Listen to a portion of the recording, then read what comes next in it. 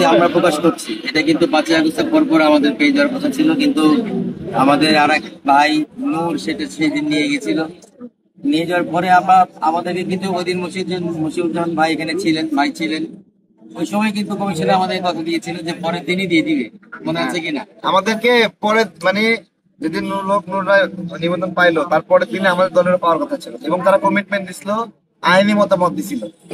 এবং নূর ভাইরা তো একরকম অবরুদ্ধ করেই নিয়েছিল সেই সময়টা। কিন্তু আসলে কি, তারেক ভাই অত্যন্ত একজন বিনয়ী একজন মানুষ, যাকে কখনো কারোর সাথে খারাপ ব্যবহার করতে আমরা দেখি না। তারপরে যে পরিমাণ টর্চার হয়েছে, তারপরও সে কিন্তু মুখ দিয়ে একটা উপ শব্দ, বাজে শব্দ ব্যবহার করে না।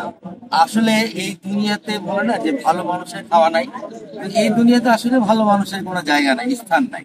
আজকে এই একটা দলের নিবন্ধন পেতে তাকে কেন এত বেগ পেতে হবে, যার এত অবদান।